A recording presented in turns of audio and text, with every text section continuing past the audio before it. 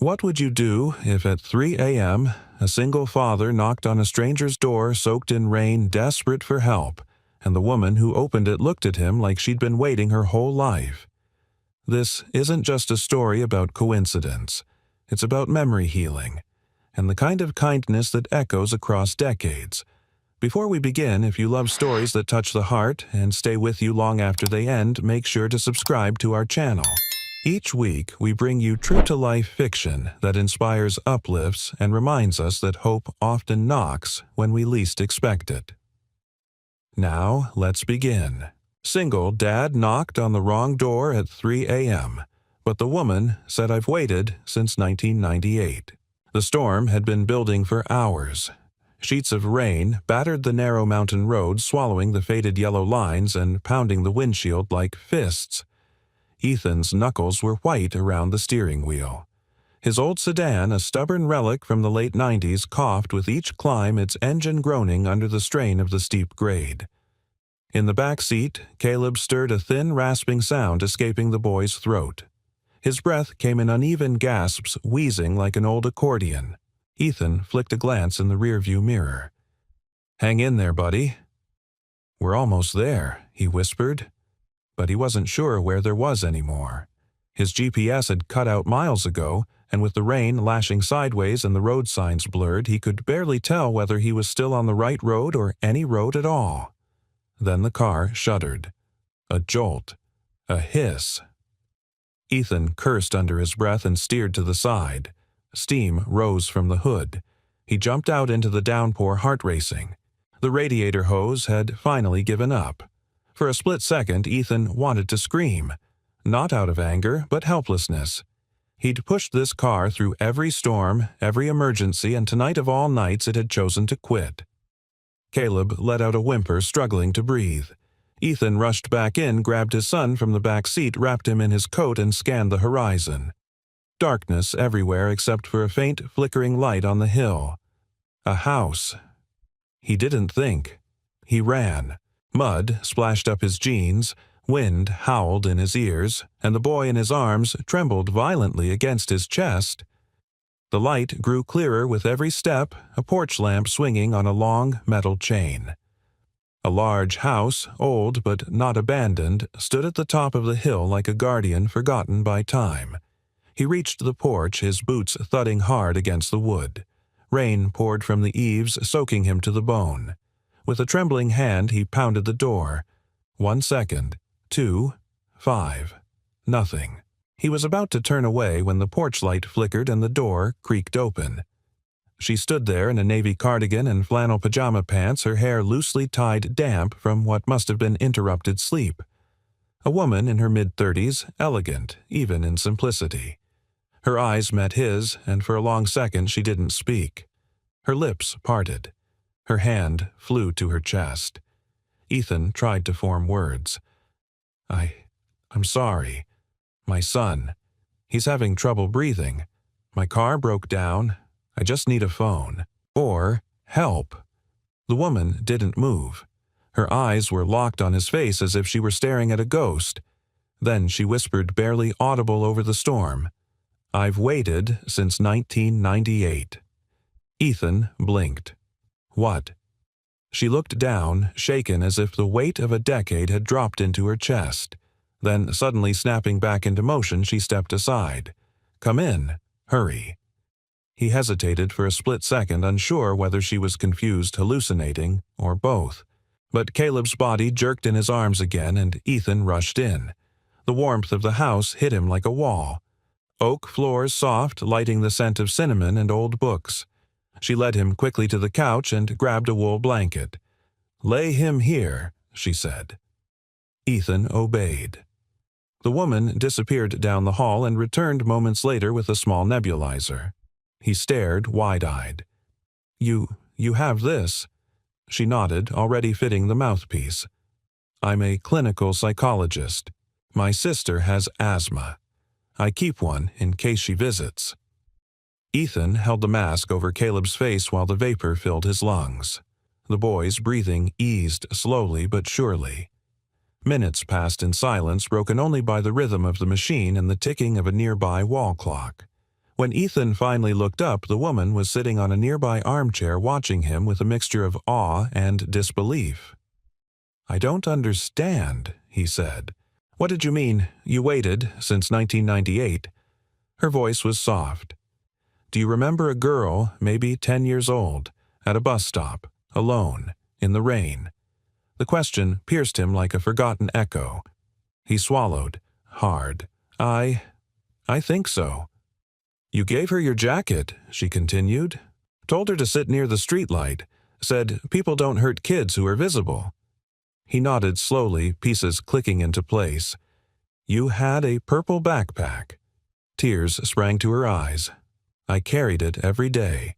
You were crying. Your mom was late. She never came that night." Silence fell again, but it was heavy this time, full of shared history that neither had known they carried until now. "I tried to find you," she said. "I wrote letters, asked around. No one knew your name. You disappeared before the cops arrived. I thought maybe you weren't real." Ethan exhaled. "I ran, back to the shelter before they could take me again." She gave him a look that held something more than gratitude, an ache buried too long. "You saved me. I didn't even know your name." He stared at her, rainwater still dripping from his sleeves. "Ethan." She smiled as if the name itself had finally given her breath. "Claire." And for the first time in years, as the storm howled outside, Ethan felt something unfamiliar rise in his chest, like maybe this wasn't a mistake. Maybe he hadn't knocked on the wrong door at all. The morning came slowly reluctant and gray, with streaks of silver pushing through the thinning clouds. The storm had passed, but it left behind the scent of damp earth and the hush of a town still asleep.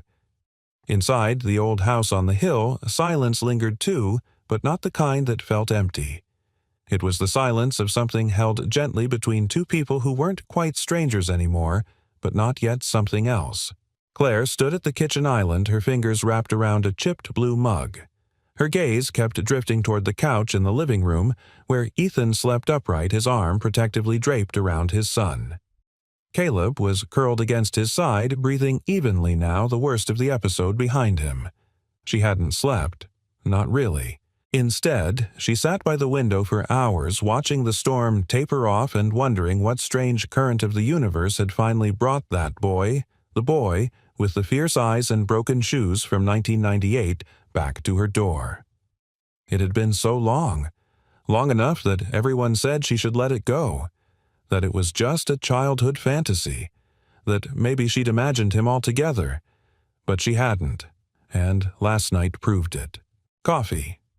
Ethan's voice was low, slightly hoarse as he stepped into the kitchen with Caleb still asleep on the couch. Claire turned surprised. "You're awake."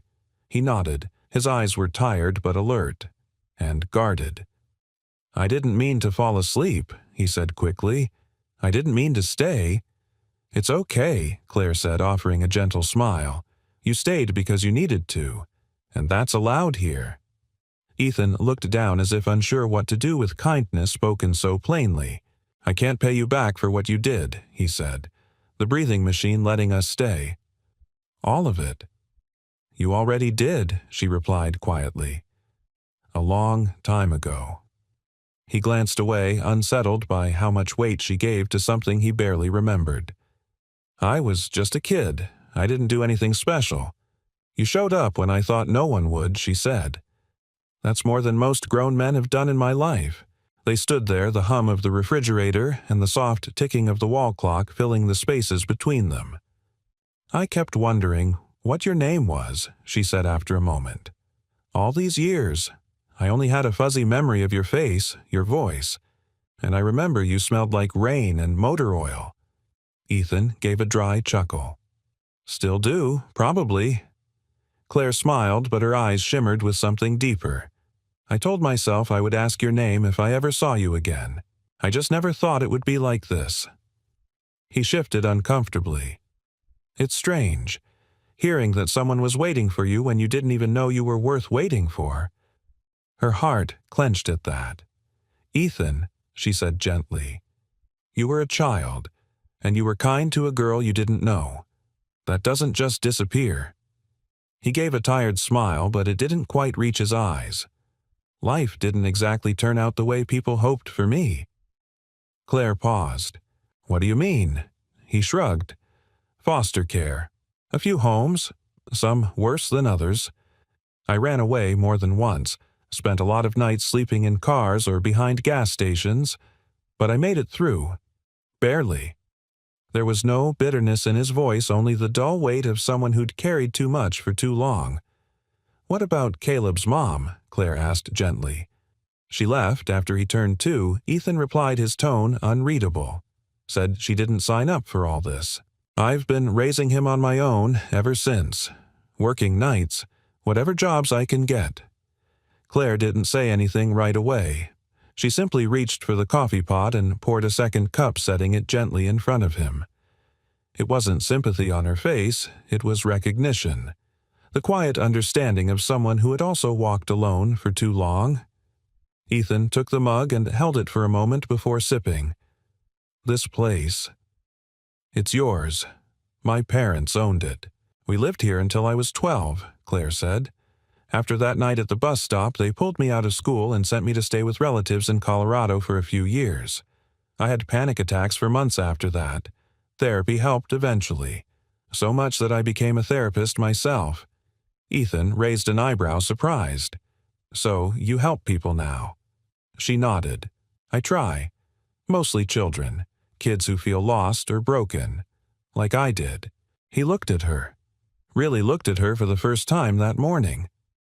And there was something different in his eyes now. Not just exhaustion or worry, but a sliver of admiration. Maybe even respect. You waited for me all this time, he said softly. Claire shrugged, but her voice betrayed her emotion. Not exactly. I just never forgot. And when I came back to this house, I always thought maybe one day you'd walk by, or knock on the door. Ethan looked down into his coffee, his voice thick. That must have seemed foolish after a while. Maybe she said, a small smile playing on her lips. But I've always believed in unlikely things. I had to, because that night in the rain, someone I didn't know made me feel safe, and that memory saved me more times than I can count. Ethan didn't know what to say to that, but something in him shifted, not all at once, but like the first loosening of a tightly clenched fist. Behind them, Caleb stirred, sitting up with a soft groan. Claire smiled and walked over, kneeling beside him with easy familiarity. Good morning, sleepyhead, she said. The boy blinked, then looked around. Where are we? In a safe place, Ethan replied. Caleb smiled faintly, then leaned back against the couch. Claire turned to Ethan. You don't have to leave right away, you know. You both can stay a little longer. Rest. Get warm. Think. He opened his mouth to protest, but she raised a hand. No pressure, no strings. Just, let this be the place where something good begins again. Ethan said nothing, but he nodded, and for now that was enough. By mid-morning, the rain had stopped completely. A thin veil of fog drifted lazily across the treetops as the mountain town stirred awake. The window panes of Claire's house glowed amber with soft light, casting a sense of fragile warmth that didn't quite reach Ethan's bones. He stood alone in the front room, staring out at the gravel driveway where his broken-down car sat like a stranded memory. Claire had offered to call a local mechanic, but he'd declined more out of pride than practicality. Pride, he knew, had cost him more than it had ever protected him. Still, some habits clung tighter than scars. Behind him, Caleb's laughter floated from the kitchen. Claire had convinced the boy to try her pancakes banana and cinnamon with a drizzle of honey. Ethan hadn't seen his son that animated in weeks. And yet, he couldn't relax. He kept waiting for something to go wrong. A knock on the door. A word said wrong. A moment too vulnerable. He was used to life offering glimpses of kindness only to pull them away when he reached for them. Can I show you something? Claire's voice broke his thoughts. She stood by the hallway, arms folded gently in front of her eyes, steady. He hesitated. Sure. She led him past the kitchen and down a narrow corridor to a room tucked behind a sliding barn door. The hinges groaned faintly as she opened it. Inside, soft light filtered through gauzy curtains. The room smelled faintly of cedarwood and something floral lavender, maybe. Ethan froze at the threshold. The walls were covered in drawings, dozens of them. Some framed, some pinned with care, some curling at the edges. A swirl of charcoal sketches, watercolors, pencil outlines, every one of them depicting a different scene from that rainy night at the bus stop. A little girl huddled beneath a flickering streetlight. A boy offering his coat, raindrops splattered across his shoulders. Two silhouettes sitting on a bench, heads bent close. A crumpled purple backpack on the ground. "You drew these?" Ethan asked, voice low. Claire nodded. "Not all at once. Over years. Every time I had a memory, a feeling, something that wouldn't let me sleep. I'd sketch it. Some were from therapy exercises, others just for me." He stepped inside, slowly, overwhelmed. It was like walking into someone else's heart. "Most people don't believe one memory can shape a life," she said quietly. But that night, it changed how I saw the world. I wasn't just scared of strangers anymore. I was looking for someone who proved that even in the worst moments, good existed. Ethan stared at the drawings, awed and humbled. "I don't know if I deserve all this." Claire turned to him. "It's not about deserving. It's about the mark we leave, whether we realize it or not." He rubbed the back of his neck. "I think I wanted to believe that night never mattered, because remembering meant remembering everything else too." Claire waited, letting the silence speak for itself. "I've done things I'm not proud of," he admitted. "When you grow up in the system, it gets in your blood. I lied to survive. I stole food. I fought people. I got arrested once for vandalizing a foster home window just to get out. They moved me again and again." His voice tightened. "But I never stopped trying to be better for Caleb. He's all I've got." Claire's gaze softened. "He's lucky to have you." He shook his head. "I've slept in shelters. I've worked jobs no one wanted. I've walked 10 miles just to get him to a free clinic. I'm not proud of my life, Claire. I'm just tired of feeling like I'm always one bad break away from failing him." She stepped closer, her voice steady but tender. "Maybe you're not failing at all. Maybe the fact that you're still standing, still showing up for him every day is the very definition of not failing." He swallowed, caught off guard by the sincerity in her words, by the way she looked at him, not with pity, but with belief. "I don't know how to let people in," he confessed. "I'm not good at being seen." Claire gave a faint, knowing smile. "Then maybe you just need someone who won't look away." Something in Ethan's chest ached like a locked door he didn't know was still shut. She turned to a small bookshelf near the window and pulled down an old photo album. Inside were newspaper clippings, notes, and a worn envelope sealed with tape. "I never told anyone about that night except my therapist," she said. "But after I got better, I started writing letters to you." Ethan looked up, startled. To me, Claire nodded. "Of course I never sent them. I didn't know who you were, but it helped me understand things. Helped me forgive my mother for never showing up. Helped me realize that not all love looks like family, and not all family needs to be blood." She handed him the envelope. "You can read them, or not. Just know they're here." He took it slowly, almost reverently. The weight of it in his hands felt heavier than paper. "Why me?" he asked. "You could have moved on. Forgotten me. Why wait for someone who didn't even know he mattered?" Claire looked at him, then her voice like sunlight breaking through fog. "Because kindness, when it's real, plants seeds. And I knew someday you'd come back to see what grew." Ethan didn't reply, but for the first time in a long time he felt something rise in his chest that wasn't fear or shame. It was the unfamiliar warmth of being remembered, of being worth remembering. And that changed everything. Ethan had never lingered anywhere this long before. He stood at the edge of Claire's front porch that afternoon, watching the mist rise off the hills as the sun burned slowly through what remained of the morning fog. The house behind him creaked gently in the wind, its age singing a low lullaby across the floorboards. He could hear Caleb's muffled laughter through the screen door. Claire had brought out an old board game, something about mice and cheese. Somehow, his son was laughing, genuinely laughing. Ethan hadn't heard that sound in months. His eyes traced the roofline of the house, the peeling white trim, the weathered swing that swayed on its own. The place had character. It had memory. Claire stepped beside him with 2 mugs of warm cider, handing him one without a word. She didn't ask what he was thinking. She seemed to know better than that. Instead, she sipped her drink and let the silence wrap around them like an old quilt. "You ever think about leaving this place?" Ethan finally asked, his voice quiet. Claire smiled faintly, still looking out over the hills. "All the time. Then I remember why I came back." He glanced at her, waiting. "This house," she said softly, "used to feel enormous. When I was a kid, it was my whole world. The porch was a castle tower, the attic a dragon's cave. But after that night, after the bus stop, everything changed." She paused. "I didn't feel safe in the world anymore. Not even here." Ethan nodded, understanding more than he wanted to admit. "My parents didn't know how to handle it," she continued.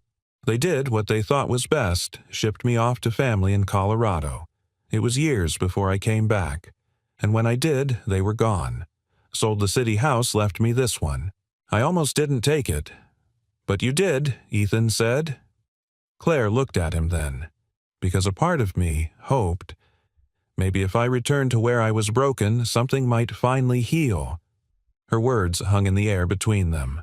Unforced, unapologetic. Ethan turned the mug in his hands. "That's a brave thing to do." "It didn't feel brave," she said. "Just necessary." He stared out at the tree line. Most people would have just tried to forget. "I tried," that she replied. "Didn't work." He gave a small nod. "I know the feeling." Claire leaned back against the porch rail. "And you? Do you ever think about leaving wherever you are?" Ethan let out a soft huff of laughter. "All the time. But I don't have anywhere to go. We've bounced from place to place for years. Whenever I think we found a spot to settle, something gives, rent goes up, jobs dry up, the car breaks down. I got used to not unpacking. That sounds exhausting." He shrugged. "It is. But you stop noticing after a while. Just put your head down and keep moving." Claire looked at him with quiet conviction. "Maybe it's time you had somewhere to stay still." He didn't answer right away. Instead, he watched a squirrel dart across the edge of the porch railing, tail flicking like a metronome. "You know what the hardest part is," he said after a while. Claire shook her head. "Not knowing if you're doing enough. Not knowing if your kid's going to remember the nights you made it work or just the times you failed." Her voice softened. "Caleb's not going to remember what you couldn't give him. He's going to remember that you never left." Ethan swallowed. "I hope so." They both fell quiet, letting the wind speak for a while. After a moment, Claire turned to face him fully. "You know, people in town think I'm strange." He raised an eyebrow. "Why?" "Because I moved back to an old house on a hill, live alone. Barely go to church, don't date much, and spend my time drawing pictures of memories that no one else remembers." Ethan chuckled despite himself. "Well, when you put it like that," they whisper, "especially the older neighbors, think I'm some kind of ghost. You don't seem like a ghost to me." "No," she asked, eyes twinkling. "What do I seem like?" He hesitated, then said with rare honesty, "Like someone who knows how to stay." "That's rarer than you think." Claire's expression shifted, just slightly, but enough to make his chest tighten. The porch light flicked on as the late afternoon turned slowly toward dusk. "I meant what I said earlier," she told him. "You don't have to leave right away. You can stay until the car's fixed. Or longer." Ethan stared into his cider, tension prickling under his skin. "I don't want to be anyone's burden, Claire. You're not." Her voice was firm, unwavering. "Not to me. Not to this house. You're just someone who finally came home."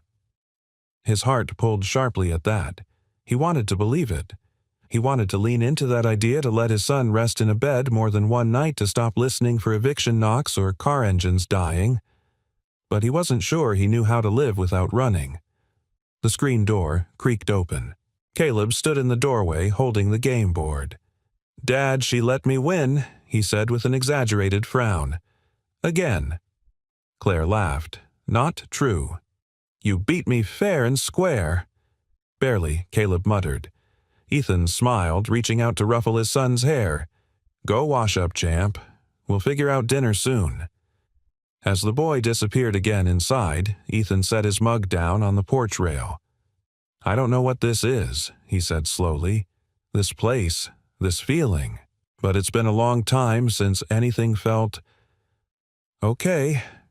Claire nodded. "Then let's just call it a beginning." He looked at her, then the woman who'd waited since 1998, not with desperation but with quiet strength.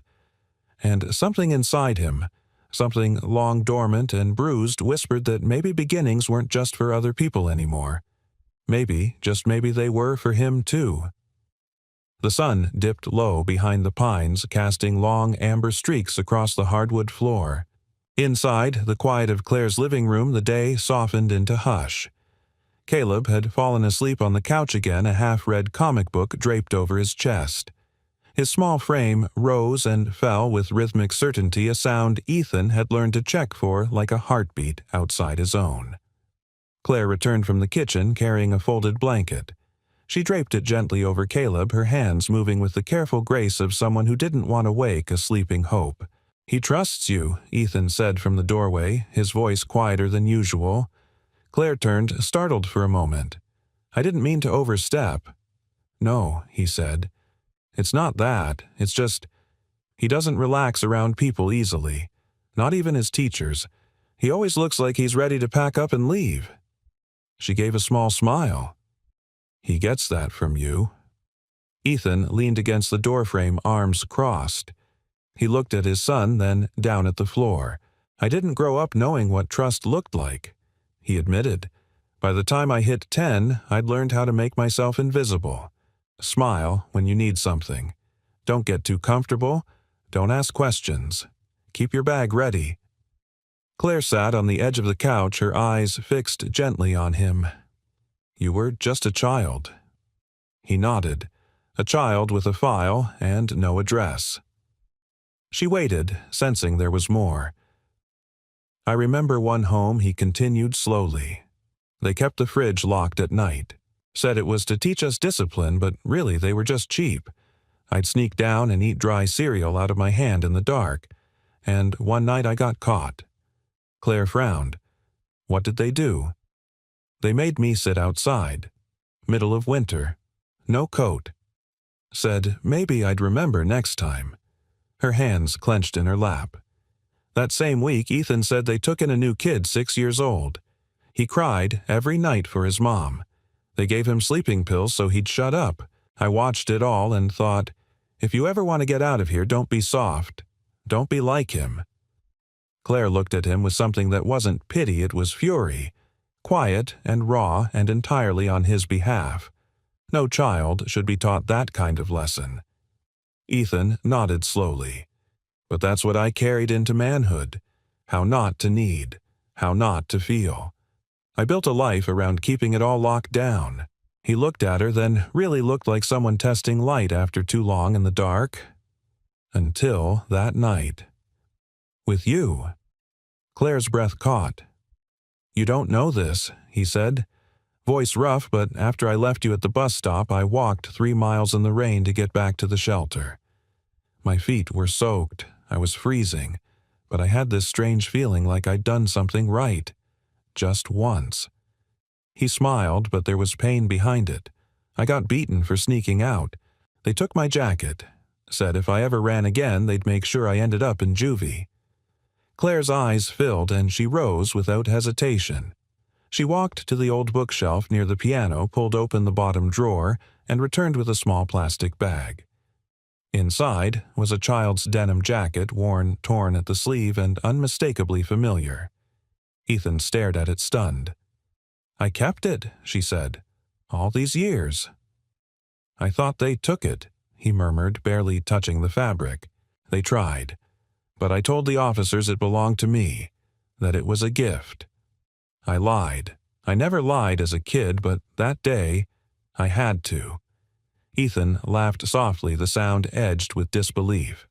"So you stole my jacket."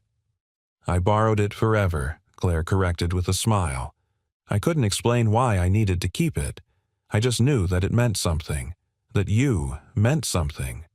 He took the jacket from the bag and sat beside Caleb, running his hand over the fabric. The years had faded its color, but the memory inside it remained intact. Claire sat next to him. "You said something to me that night," she said. "Do you remember?" Ethan shook his head. "You told me, 'Don't cry. People see tears and think they can hurt you more.'" He winced. "That sounds like something I'd say back then. But you also said, 'But I see you, and I won't let anyone hurt you tonight.'" He looked down. "I didn't think I meant anything to anyone back then. I didn't think I had anything to offer. But that night, I wanted to be someone, even if just for a few minutes." Claire reached for his hand, resting hers lightly on top. "You were someone," she whispered. "You were the first person who ever showed me that kindness wasn't something I had to earn." Ethan didn't speak. He couldn't. His throat was tight, his chest heavier than he could bear. Then Caleb stirred, shifting under the blanket, mumbling in his sleep. Ethan pulled the jacket into his lap, blinking back something unspeakable. Claire watched them both, and her heart swelled with a mix of hope and awe. This wasn't just about remembering the boy he used to be. This was about reminding him of who he still was and who he could become. "You don't have to run anymore," she said softly. Ethan turned to her, his voice trembling. "I don't know how to stay." Claire's answer was steady. "Then learn. Here, one day at a time." And in the stillness of that room, with his son breathing steady beside him and the weight of an old jacket in his lap, Ethan felt something he hadn't felt in years, the beginning of home. The morning after sunlight spilled through the kitchen window in long golden stripes, warming the tile floor. Ethan sat at the table sipping black coffee while Caleb crunched cereal nearby, legs swinging beneath the chair. It felt domestic, almost foreign in its normalcy. Claire moved about the kitchen with a quiet ease, cracking eggs into a bowl, humming a soft melody under her breath. She wore an old sweatshirt and jeans, her hair tied back casually, but to Ethan she looked like something sacred, like safety wrapped in skin. And it terrified him. He shouldn't be here. He knew it in his bones, the way a man knows a house isn't his no matter how kind the host is. This, whatever this was, wasn't real life. It was a pause, a kindness extended. But kindness always had a limit, and Ethan had a history of overstaying welcomes. Claire slid a plate in front of Caleb and offered Ethan a second cup of coffee without asking. He murmured thanks, but didn't meet her eyes. "Carson's Auto said they'll tow your car this afternoon," she said gently. "They're a bit backed up, but they'll give it a look tomorrow." Ethan nodded. "Thanks." "You're welcome to stay until it's sorted," she added. He didn't respond. She noticed the change in his posture, the shoulders drawing inward, the cup held too tightly. "You okay?" she asked. "I should go," he said. His voice was quiet but final. Claire blinked. "Go where doesn't matter. Just, we've been here too long. I appreciate everything, but I don't want to cause any trouble." She stepped closer. "You're not causing trouble, Ethan. You're just breathing." "That's the problem," he said, standing abruptly. "I'm breathing under someone else's roof, eating someone else's food. I shouldn't be here." Caleb looked up, confusion in his eyes. Dad Ethan softened. "Finish your breakfast, buddy. We'll talk in a bit." But Claire didn't let it drop. She moved in front of him, blocking the doorway. "You're scared," she said. He met her gaze, eyes tight. "You think I don't have reason to be?" "I didn't say that," she replied, calm but firm. "But running now. That's not strength, Ethan. That's habit." He bristled. "You don't know what it's like living on edge every day. Worrying the next knock is bad news. Always calculating what you can afford to lose." "I don't," she agreed. "But I know what it's like to live afraid. I know what it's like to expect everything good to vanish." Her voice softened. "That's what trauma does. It teaches us to abandon joy before it abandons us." He closed his eyes, jaw clenched. He hated how much her words got in, how they settled in his chest like truth. "I can't need you," he whispered, "because if I need you, and you leave—" Claire reached out gently, placing a hand on his arm. "I'm not leaving." Ethan pulled away. "You say that now. But life always finds a way to take people like you away from people like me. Maybe life's trying to give you something this time." He stared at her, torn between believing and bolting. Then Caleb's small voice broke the tension. "Do I have to leave my new school again?" They turned. Ethan's chest caved at the question. "What I like it here," Caleb said quietly. "It's the first school where they let me finish my drawings instead of taking them away. Miss Jensen said my sketch of the lighthouse was impressive. No one's ever said that before." Claire knelt beside him, smiling gently. It was impressive. Ethan looked away, his throat tight. He had never been able to give his son anything consistent. No address, no holidays in the same city, no friends whose names stayed past summer. And now, when Caleb was finally smiling, finally sleeping through the night without waking in fear, he was going to rip that away, because he was afraid Claire stood and faced him again. "Let me show you something." She walked to the hall closet and returned with a box. Inside were ropes of all sizes, climbing cords, utility rope, even a thick sailing line. "When I was in therapy, she began, my counselor asked me to write down every fear I had on a different piece of rope. I didn't understand it at first, but she said fear was like a knot. The only way to undo it is to look at it closely, one loop at a time." She pulled out a short cord tied in a messy knot. "This one says, 'People always leave.' I tied it when I was 14. Ethan stared at it. "And this one," she said, holding a longer rope, says, 'I don't deserve peace.' I carried that one into my 20s. She handed it to him. I kept them. She said not to hold on to the fear, but to remember what I've untied, what I've overcome." Ethan didn't know what to say, but his hands closed around the rope as if anchoring himself. "You're allowed to stay," she whispered. "Not because you've earned it, not because you paid for it, but because you're human, and humans deserve rest." The words landed deep, like water finding cracks in dry soil. Claire stepped back, giving him space. Ethan looked at his son, at the knot in his hand, at the sunlight dancing on the floor like a welcome home. Then he sank slowly into the chair beside Caleb and exhaled. A long, unguarded breath. "I'm tired," he admitted. "I know," Claire replied, "but I don't want to teach him that running is the only answer." Ethan said, his voice rough. "I want him to grow roots, not calluses." Claire smiled, eyes full. "Then stay, just long enough to let something grow." And for the first time in years, Ethan didn't feel like a man hanging on by a thread.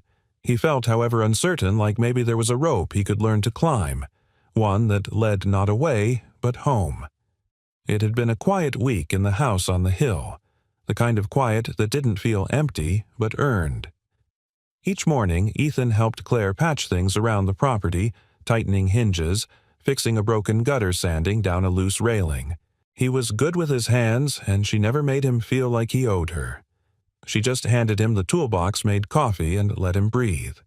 Caleb had started at the nearby public school, and to Ethan's surprise, the boy came home with a smile most days.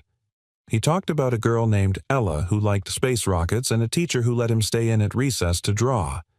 He seemed lighter, rooted, but if Ethan had learned anything about peace, it was this: it never lasted. It started with a voicemail. He'd walked into the gas station convenience store for a few things and came back to find a missed call from the mechanic. He hit play.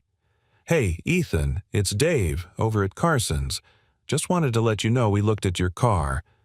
The radiator's cracked and the suspension's pretty shot too. Not worth fixing, man. Sorry." His stomach sank. The car was his last asset, his only means of independence.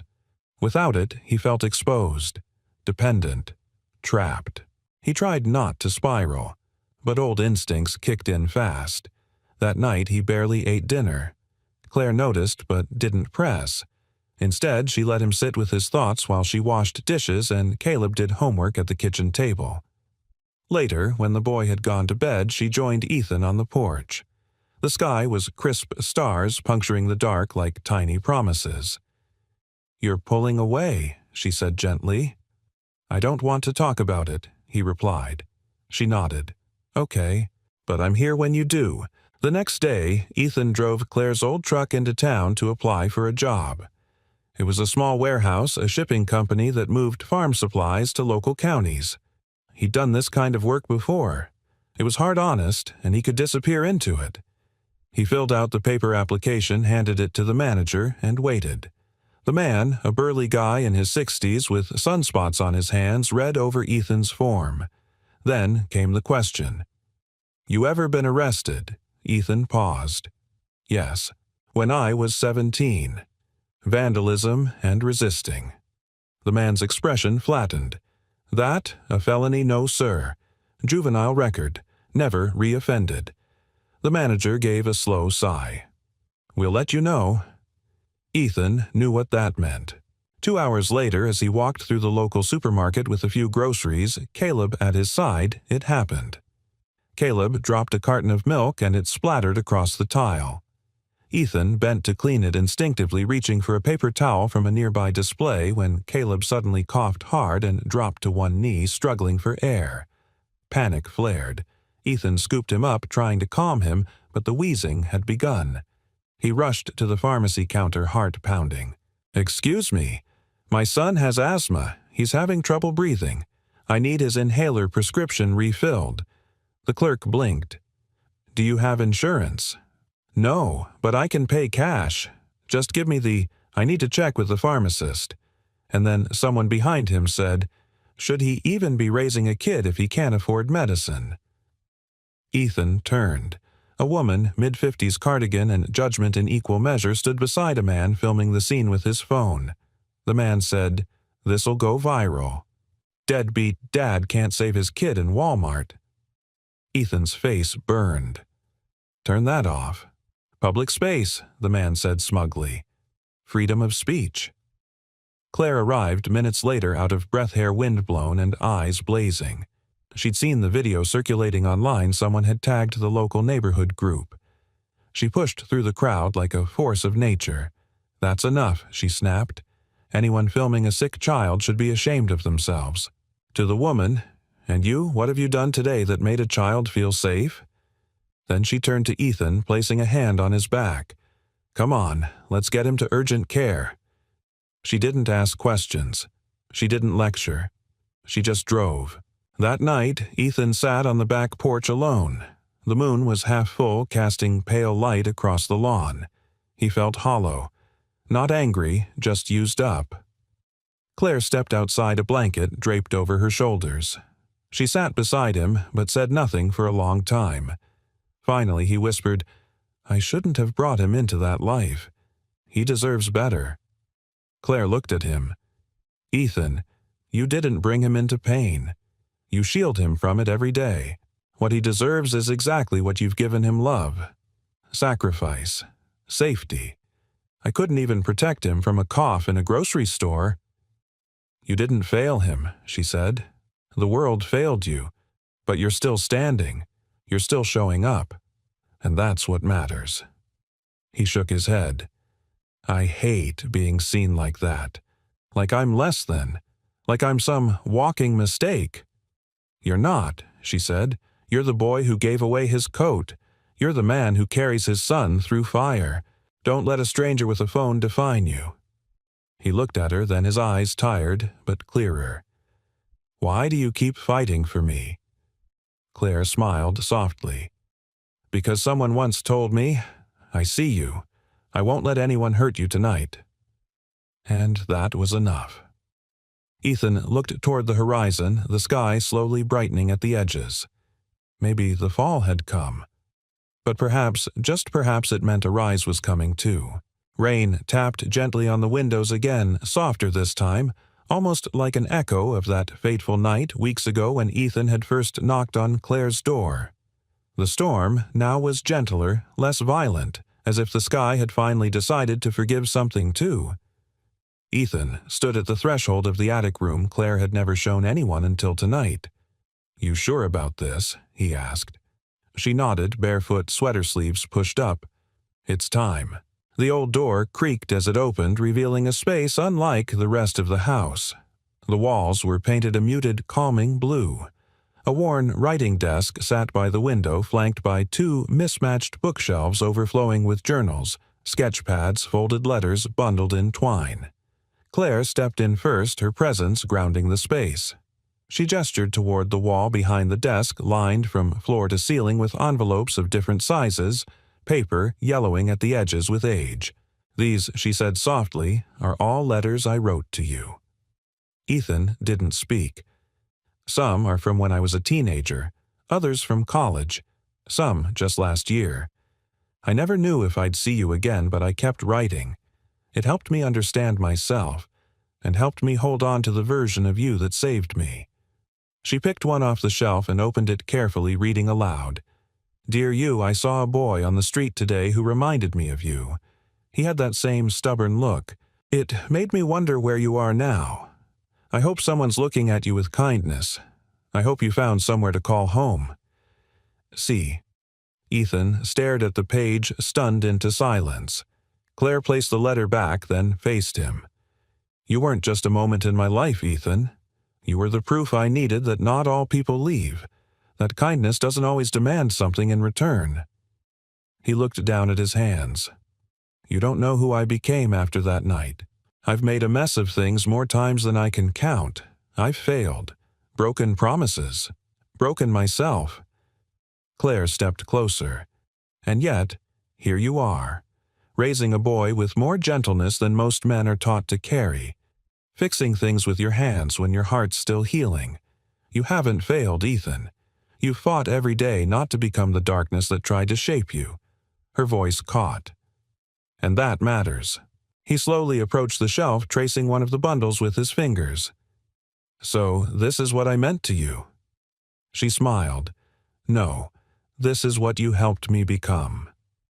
They sat side by side on the old rug knees, nearly touching the soft patter of rain above them like a lullaby. Claire opened a faded green journal and handed it to him. "You should read this one," she said. It was the first. Inside was a drawing, two silhouettes on a bench under a streetlight. Her younger self had scrawled a caption. "He gave me warmth when the world didn't." Ethan's breath caught. He turned the page. The entry was shaky in a 12-year-old's handwriting. "I hope he knows I didn't forget. I hope he knows he didn't disappear." He looked up. Claire's eyes shimmered but didn't spill. She wasn't trying to make him cry. She was trying to let him feel. "I didn't think anyone ever saw me," he whispered. "I did," she replied. "Even when you were gone." He closed the book gently. "You've spent all these years remembering someone you barely knew." "No," she corrected. "I spent all these years remembering the truth that someone like you existed. Because if even one stranger could show me kindness without expecting anything, then maybe the world wasn't as cruel as it had seemed." There was silence again, but this time it was warm, healing. "I kept trying to become someone who could repay that moment," she said. "That's why I studied psychology. That's why I came back to this house. I wanted to be someone's safe place because once a boy with holes in his shoes was mine." Ethan lowered his head, his voice ragged. "You were the only person who waited for me. I didn't know I was waiting for you," she said, her voice tender. "I just never closed the door. He looked around the room, the walls holding decades of unsent words, and something inside him finally broke open. Not in a dramatic collapse, but in a quiet surrender. "I don't have the right words," he said, voice shaking. "Not to repay you. Not for this." Claire reached across the space and took his hand. "It's not about repayment. You don't owe me anything." "Yes, I do," he said. "You gave me a place I didn't believe existed, a version of myself I thought I lost." She smiled through the emotion. "Then take it. Keep it. Live it." He nodded slowly, his fingers tightening around hers. "I will." Later that night, long after the attic light had dimmed, Ethan sat alone at the writing desk. Claire had gone downstairs to check on Caleb. The rain had stopped. He pulled a blank sheet of paper from the drawer, and for the first time in years he picked up a pen. He didn't write to Claire. He wrote to the boy he used to be. You were never invisible. You mattered, even when no one said it. Someone remembered you, and that saved your life. He folded the letter and tucked it into an envelope. On the front he wrote, "To the one who stayed through the storm." Then, gently, he slid it into the shelf beside Claire's. And just like that, the room of letters became a room of beginnings. The late October air had grown crisp, curling into the corners of the old house with a kind of gentle urgency. Leaves rustled against the porch like old letters being read aloud by the wind. Inside, the kettle whistled softly, the scent of chamomile steeping in the small kitchen. Everything felt quiet still, yet underneath it all, something new stirred. Ethan sat at the breakfast table, hands wrapped around his mug, eyes distant. Across from him, Claire watched in silence, reading more in his stillness than words would have offered. "You've been different since the attic," she said gently. Ethan glanced up. "Yeah, something shifted. Good or bad?" He hesitated. "Both." Claire waited, knowing better than to press. "I've never let anyone see that part of me before," he said. "The part that remembers, the part that wants something more than just getting by." Claire nodded. "It's hard letting the guard down. It's terrifying." They sat in shared quiet for a moment, the low clink of Caleb's pencil on the other side of the room blending into the hum of the day. Claire reached into a folder by her side and slid a paper across the table. It was a flyer, simple black and white. At the top it read, "Volunteer maintenance needed. Community Resource Center. They're renovating the rec building downtown," she explained. "They need someone who knows tools, can patch, drywall, repair old lighting. It's not paid yet, but it could lead to something." Ethan stared at it. "I don't want charity." "This isn't charity," Claire said. "It's dignity. Purpose. A start." He looked away. "I've had starts before. They don't last. Maybe this one does," she replied. "But you won't know if you don't try." He picked up the flyer, folding it slowly. "I'm scared, Claire," he admitted. "Scared that if I let myself believe in this place in you, in me, I'll fail. And worse, I'll let Caleb down again." Claire's voice was soft but sure. "Let me offer you something." He looked at her warily. "Stay," she said. "Not just until the car's fixed. Stay because this house isn't just mine anymore. It became something else the moment you walked back into it." Ethan stared at her, frozen. "Live here," she continued, "at least for a while. Help at the center. Let Caleb finish school without packing a bag every 3 weeks. Let yourself breathe." He was shaking his head before she finished. "Claire, I can't. What would people say? What does it look like? A man showing up at your door in the middle of the night, then staying. You've got a reputation." She smiled gently. "I care more about my life than my reputation. And this us, it feels like life." He pushed back his chair, pacing toward the window, gripping the sill as if to anchor himself. "I've never been someone people wanted to stay," he said. "That's not true." He turned to face her, eyes raw. "What if I don't know how to be enough?" Claire stood and walked slowly toward him. She didn't touch him, didn't crowd his space, just stood near enough that he felt her steadiness. "You don't have to be enough," she said. "You just have to be here. Show up. One day at a time. That's more than most." Caleb peeked around the corner. Dad Ethan turned. "Miss Claire said I can help her plant bulbs tomorrow in the garden," the boy said. "Is that okay?" Ethan's throat tightened. "Yeah, buddy, that's okay." The boy beamed and ducked back to his drawing. Claire smiled softly. "He's already putting down roots." Ethan exhaled slowly. "I don't know if I can promise forever." "I'm not asking for forever," Claire said. "I'm offering today, and we'll figure out the rest." He studied her face the way it held both tenderness and grit, the way she didn't offer rescue but partnership. Something inside him cracked open, and this time he didn't resist it. "Okay," he said finally. "One day at a time." That evening the house hummed with a different energy. Ethan stood in the garage rummaging through Claire's old toolbox prepping supplies for the community center. He found his hands steadier than usual, his chest less tight. Claire came out holding a stack of folded laundry. "I cleared the guest room closet. There's space for your things." Ethan glanced up. "I don't have much." "You've got more than you think," she said. He nodded. She paused. "You okay?" He wiped his hands on a rag. "Yeah. Actually, yeah." Claire started to turn, but he stopped her with a quiet, "Claire." She faced him. He looked at her eyes, unreadable. "If you hadn't opened that door, I don't know where I'd be." She stepped closer. "And if you hadn't knocked, I'd still be waiting." They stood there in the faint light of the garage between the past that shaped them and the future they were slowly, bravely choosing. No promises, just presence. And that was enough. The morning light spilled across the floorboards of the community center like spilled paint, golden warm, full of promise. The once abandoned building now buzzed softly with the hum of tools and voices, the rhythm of restoration.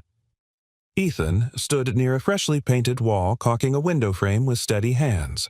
He wore an old gray shirt smudged with dust, his sleeves rolled up his brow damp with honest sweat. It had been weeks since he'd moved into Claire's home. Weeks of stillness and routine of laughter echoing through a kitchen that had never been his but no longer felt like it belonged to someone else. And now, here he was building something, not just fixing it. "Hey, window guy," called a voice from behind. "You're making the rest of us look bad." Ethan turned to see Rick, a retired firefighter who'd taken a liking to him. The older man grinned, balancing a box of electrical supplies on his hip. Ethan chuckled. "I aim to please." "You aim too well," Rick said. "You sure you never did contracting before?" "Nope. Just survival." Rick didn't laugh, but he nodded with understanding. "You ever need steady work, I've got a cousin runs a renovation crew. You've got a good eye, and better work ethic than half the guys I've hired." Ethan blinked, surprised. "I appreciate that. Don't thank me yet. Wait until you see the paychecks." "They ain't magic." Rick winked, then wandered off. Ethan turned back to the window, but something in him had shifted. This wasn't just a task. It was a possibility. Later that day, Claire arrived with a tray of baked goods, and Caleb trailing behind her holding a paper cup of lemonade like it was gold. "You should see the bulletin board," Caleb said wide-eyed. "There's a picture of Dad on it." Ethan raised an eyebrow. "What?" Claire laughed. "Someone from the town council took a photo last week, said they were highlighting volunteers. Your son's very proud." "I'm not posing for anything," Ethan muttered. "You didn't. You were holding a ladder and frowning," Claire replied. "It's very on brand." Ethan chuckled, but it softened into something deeper. "Thank you. For this. For everything." Claire placed the tray on a table, then looked at him steadily. "You're doing this. You. I just opened a door." He lowered his voice. That was more than enough. By afternoon, the building buzzed louder than before. Word had spread about Ethan, about the single dad who showed up day after day, worked without complaint, stayed late to fix what others missed. People came by just to say thank you. A few dropped off tools they no longer used. One man handed him a fresh pair of work gloves, shrugging awkwardly as he muttered, "Figured you could use 'em." Ethan nodded speechless. He wasn't used to being seen like this, not as a burden, but as part of something. That evening, the three of them walked home together. The sky blazed orange and pink, the last light folding over the hills like a warm blanket. Caleb raced ahead, laughing, chasing his shadow. Claire and Ethan followed quietly, their steps naturally falling in sync. "He told his teacher today that his dad builds places where people get better," Claire said softly. Ethan looked at her, emotion flickering in his chest. "I never thought I'd be anyone's hero." "You don't have to be a hero," she replied. "You just have to be his, and you already are." They reached the house as the first stars blinked into view. Claire turned toward the garden, her hands brushing through the tops of the marigolds she and Caleb had planted days before. "I was thinking," she began, then paused, "about writing that article again. The one you told me about Ethan asked. The story of the boy who gave you his jacket." She nodded.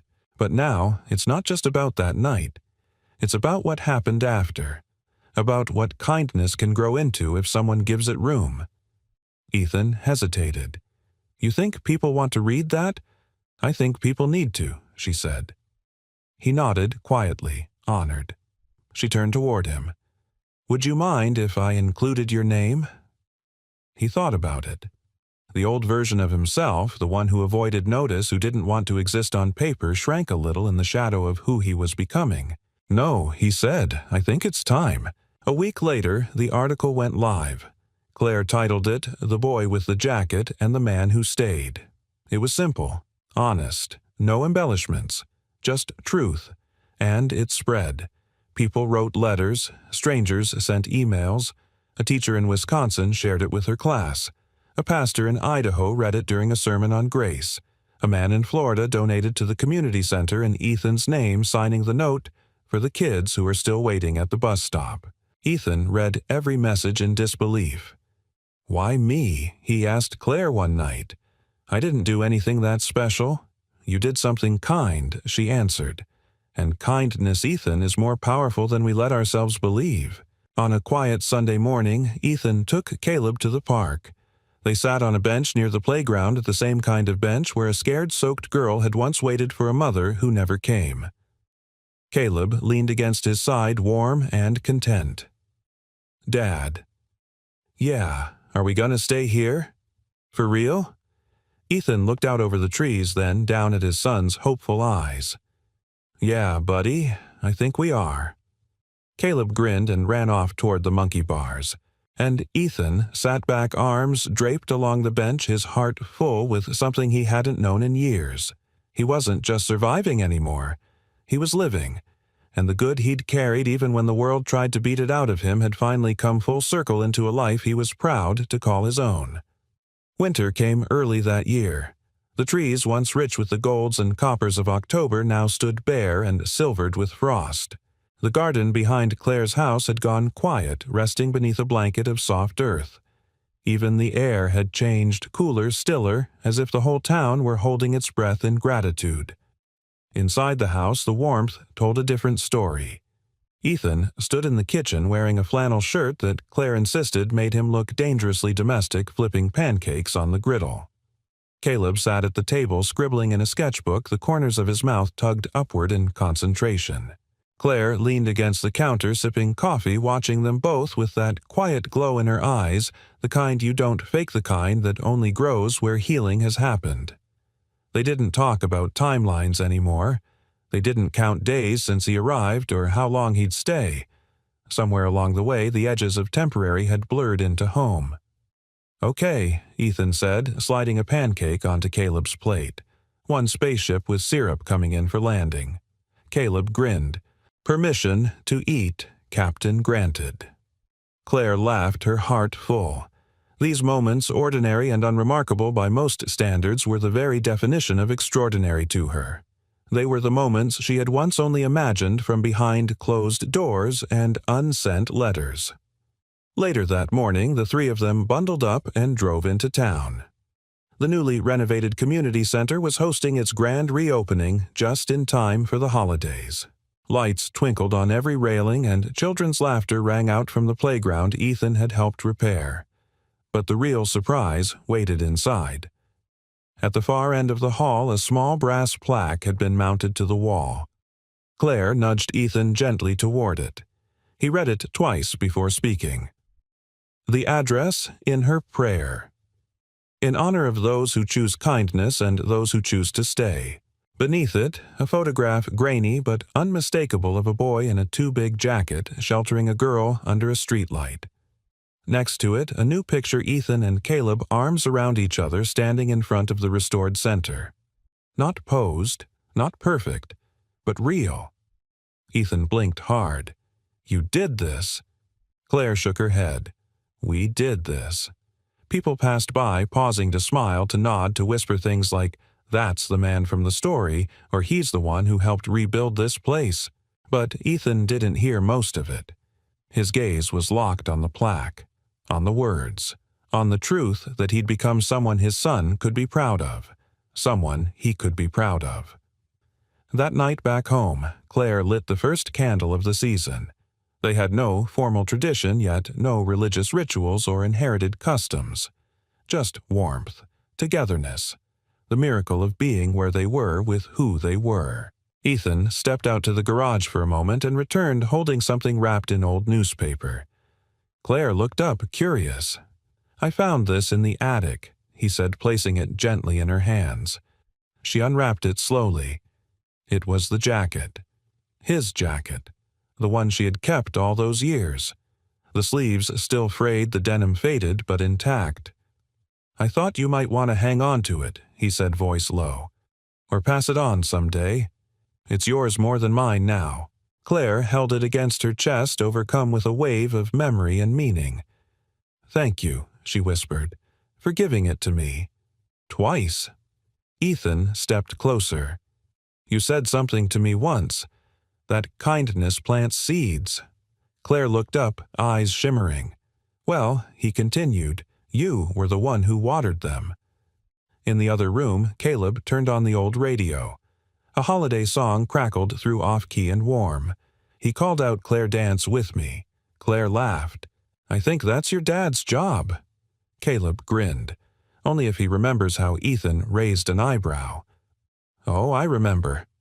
He took Claire's hand before she could protest, leading her into the living room where the floorboards still creaked like old stories waiting to be told. They danced slowly, clumsily, to a tune no one really knew, three people no longer waiting for a miracle because they had already become one for each other. At one point, Claire leaned in and whispered, You know, you never really knocked on the wrong door. Ethan smiled, pressing his forehead to hers. No, he said. You were always the address in my prayer. I just didn't know it yet. And so, on a quiet hill in a small town under a roof where love had once only lived in memory, three hearts kept time together, not in fear, not in grief, but in hope. Because sometimes the miracle we're waiting for is the home we choose to build together. We'd love to hear from you. Where in the world are you watching from? Let us know in the comments below and share what part of the story touched you the most. If this story moved, you don't forget to subscribe for more heartwarming tales that bring hope, healing, and human connection to life. Thank you so much for spending your time with us. We truly appreciate you. Until next time, take care and keep believing in the quiet power of kindness.